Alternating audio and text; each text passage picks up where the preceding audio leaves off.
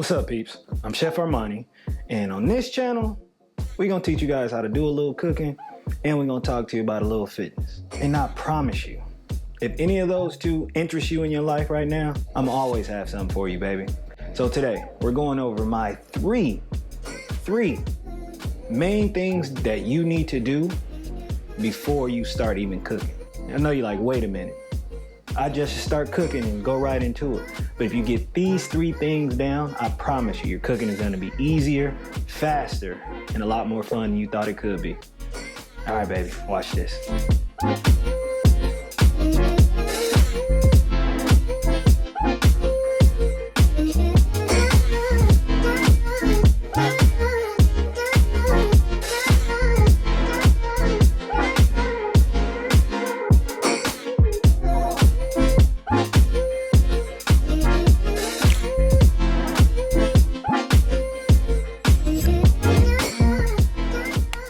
First things first, you always want to start with your mise en place. I know you're probably like, what is mise en place?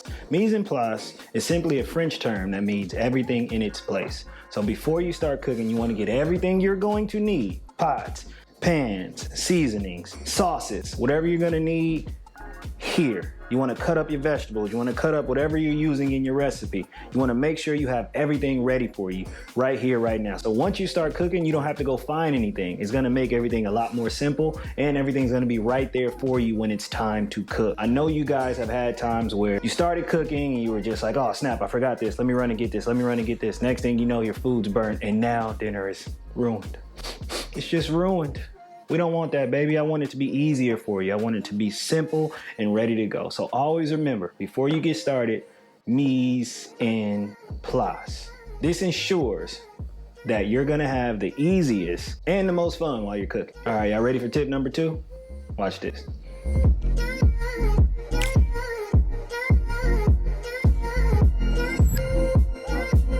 All right, tip number 2 is going to be, let your meat thaw properly.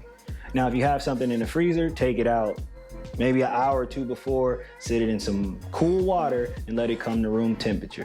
Now, also, if you have something just in the refrigerator that you've had in there and you just bought it from the store, but you haven't used it yet and it's been in there for about an hour or so, let it come out for 45 minutes to an hour before it's time to make it. That way it comes down to room temperature.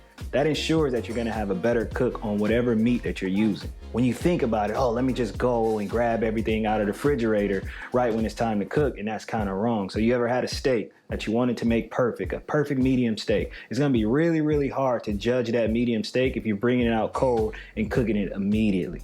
Bring your meat out, let it get to room temperature. That is a big, big, big secret of mine. Not a secret, but I just like to use it.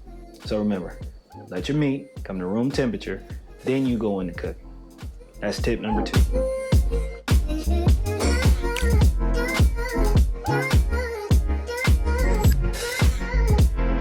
All right, we're ready for tip number 3. And tip number 3 is something I, even as a chef, always forget. And that's to turn your oven on. And I know you guys are like, well, we turn the heat on to cook things. I'm not talking about the heat on top of the stove. I'm talking about your oven. I always keep my oven every time I cook at 350. I turn it on and I keep it on. That way, if I need it, it's ready. Even if I don't need it, I can just turn it off. But if you need it and it's not ready, that's gonna mess up your cook. It's only one way to get steak perfect, a chicken perfect, any type of meat that you're cooking perfect, and that's a 2-part cooking method. It goes on the stove first just to get a nice browning. So you get that Maillard reaction where you get a nice crust, but you toss it in the oven and let it finish slowly. So that way your skin isn't overcooked or burnt and the inside isn't undercooked. Everything comes to the right temperature. So always remember, turn your oven on 350 because you're going to need it. Or if you don't use it, pay attention to this channel, baby. I got some more tips for you guys. And I'm gonna teach you how to actually use your oven. So I'm gonna teach you the 2-part cooking method. And another thing, another big key to keeping your oven on is to make sure once you toss that food in there, you have time to plate now. So you got time to get your plate out. You got time to make sure you have everything that you need to plate, and it's gonna look beautiful. And you're not overcooking anything. Come on, man. I'm just here to give you little secrets. You guys ready for this? I know I am. All right, baby. I got y'all. Don't forget those 3 tips.